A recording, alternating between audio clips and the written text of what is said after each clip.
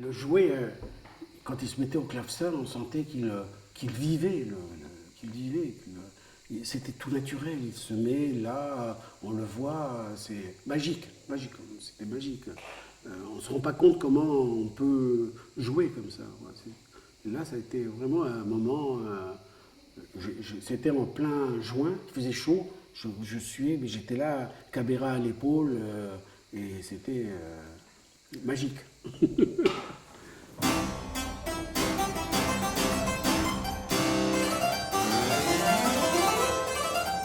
This guy was, if it's a slow piece, then the ornament became slow. It's John Bonham, man.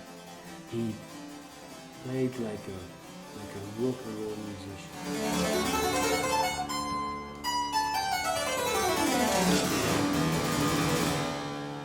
He came here with Odile very soon because Odile was the link with Di Lorengo. And of course, he liked not only the harpsichord, but my mother also, and the place. He thought it could be quite a great place to prepare his Bruges. He was working here a lot, and it was a great pleasure for all of us when he was working. He would play at night sometimes for a long, long time, with no lights at all.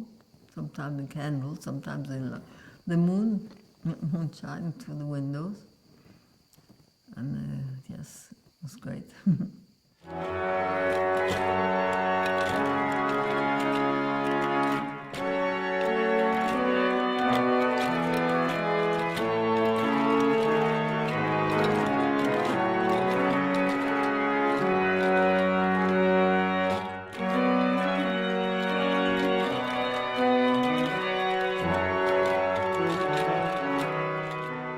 Il jouait toujours par cœur.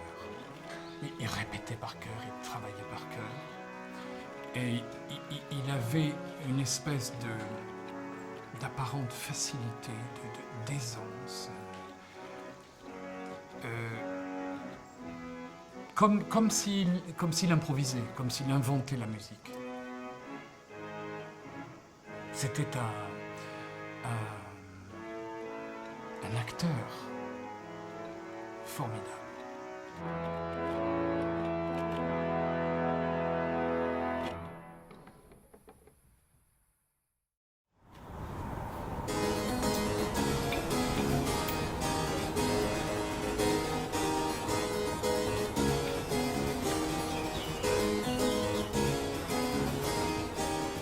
Huguette Grémy-Chauliac, ex-professeur de clavecin du Conservatoire national de région de Nice.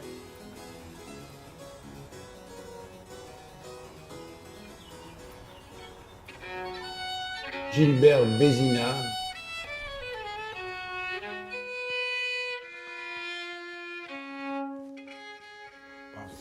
C'est toujours pareil, il y a des écoles, mais Scott était quand même reconnu comme quelqu'un qui... Il était plus proche de ce que fait Huguette Grémy-Chauliac, qui recherche le toucher du clavecin du XVIIIe siècle, qui a travaillé ça, que de quelqu'un comme Véron Lacroix, qui était quand même un pianiste qui jouait du clavecin. Il avait un autre prof à Paris, c'est Laurence Boulet, qu'il aimait bien, qui faisait le continuo. Mais bon, il est resté très peu à Paris, au conservatoire, puisqu'il est resté 1 an, et puis après il a dû travailler à Paris en 70, au conservatoire. Il était, à cette époque-là, pour gagner cet argent, il donnait des cours de solfège à l'école de musique du métro de Paris. Vous savez ça? I played with Scott Ross once when he was 25. The guy who conducted Miles Morgan was the conductor of the Bangor Symphony Orchestra in Bangor, Maine. And then he said, I have someone I want to invite you to meet and play with. His name is Scott Ross. Fine, I'll play with any harpsichordist. So I walk out on stage and Scott Ross comes on from the other side. He has long blonde hair and was wearing this, he hadn't changed clothes. He was wearing jeans. And I go, okay. Didn't seem to bother anybody. On ne dira pas qui. La police est venue parce que je crois quand même que les voisins s'inquiétaient un petit peu des allées-venues. Il y avait beaucoup de monde qui passait. Et à l'époque, c'était cheveux longs, c'était dans un quartier quand même où on était les seuls. Et ça devait pas plaire aux voisins, je pense, à la base. Donc ils ont envoyé la police. La police est venue. Et justement, sur la terrasse, il y avait un magnifique pied de marijuana. Alors, Scott essayait de le cacher comme ça. Quand la police est venue, il se mettait devant pour le cacher. Et après, il disait, je crois que plutôt je leur ai montré, au lieu de le cacher, je leur ai fait voir qu'il y avait un plan là. Mais il n'y a pas eu de suite, ça s'est arrêté là. Parce qu'en fin de compte, on faisait peut-être un petit peu de bruit, beaucoup de musique, mais on ne dérangeait pas vraiment les voisins. Ça n'a pas eu de suite.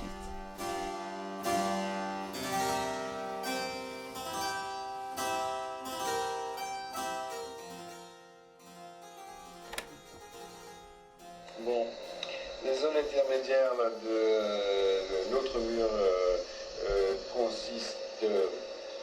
La zone la plus externe de... C'est on y va.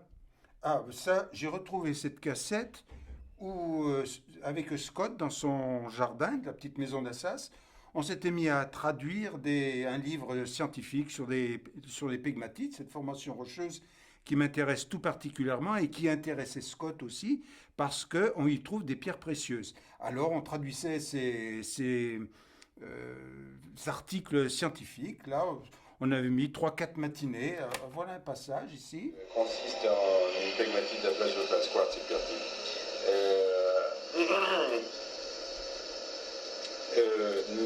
À la fois la zone extérieure et le cœur, par endroits, ont été fracturés, faillés, ont été faillés. He was so quick in his mind that the most impressive realization is Scarlatti to me, because recording 550 sonatas of that difficulty, it's really impressive. God bless his memory. Scott Ross, when he was already ill, took on the project of playing a broadcast of Scarlatti sonatas every week for French radio during the 300th anniversary of Scarlatti's birth. They recorded those, and they eventually came out on CD, and that was the first time anybody actually got through all of Scarlatti's sonatas on recordings. And they were very good performances. And how a dying man could put together that kind of energy and excitement has always completely confounded me.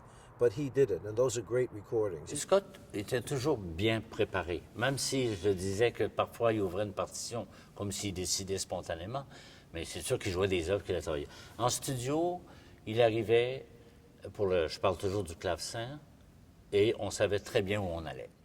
I'm Cameron Carpenter, the organist. I was born on April 17th, 1981 in Titusville, Pennsylvania. Actually, I knew about him originally because he's from Pittsburgh, Pennsylvania.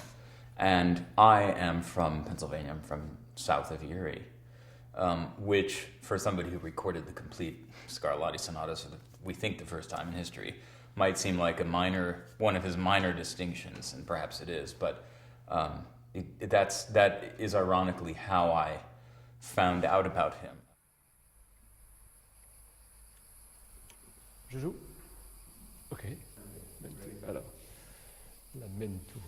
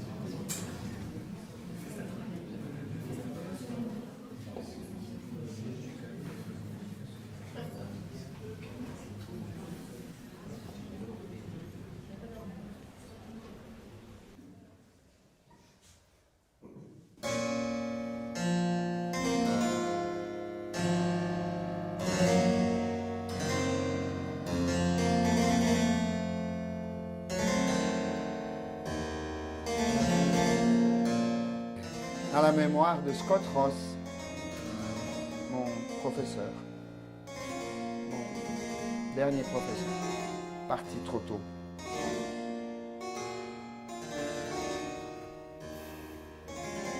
Il n'est pas parfait.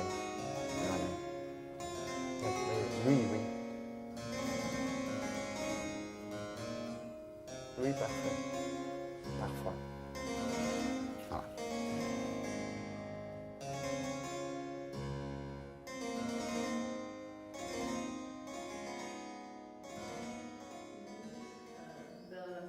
La fin de sa vie, alors ça dépend des moments, parce qu'il y avait des moments où il ne voulait voir personne, il y a eu un moment où il niait, je crois, où il a cherché à nier, c'est qu'il avait une espèce de déni de réalité, dans des périodes où il se réfugiait un peu dans la solitude, et il n'en parlait, par exemple les Patureaux, qui étaient des amis de Scott, ne le savaient pas, enfin ils l'ont su très très tard. L'ont su très très tard, il ne leur avait rien dit, strictement rien dit.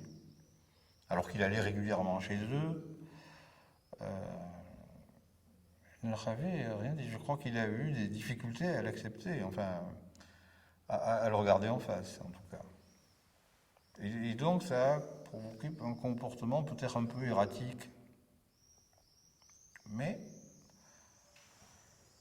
Et puis, il faut dire qu'il y a quand même un moment assez long où cette maladie l'a laissé tranquille, où il a quand même pu jouer du clavecin.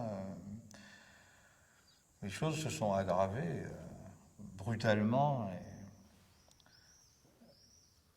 et vraiment à la fin. Last memories I have of him are fine, alive, playing with John Elwes when he played the piano, when he played the gig here. He played harpsichord one night and then he accompanied John Elwes on the piano. It was Jacques Merlet and all that, and there's some photos. So I remember that event well. And we did a lot of giggling, a lot of jokes there. I think he loved that instrument. He was very free with it. He could fix it so well. He worked on it a lot, and I could see him cut little pieces of wood or little, even metal little things. And he did. It was his good friend. I mean, they had a relationship, that harpsichord and him. There was no one else playing it. In fact, just occasionally somebody. But and also, I'm sure that he felt secure here, because my mother would let him free. We always leave people free usually here, and she was never on his back. He could do whatever he wanted, whatever time he felt. He wasn't. If he wanted to play all night, he could. She wouldn't mind. She was happy, and I think that freedom gave him an easier approach to music.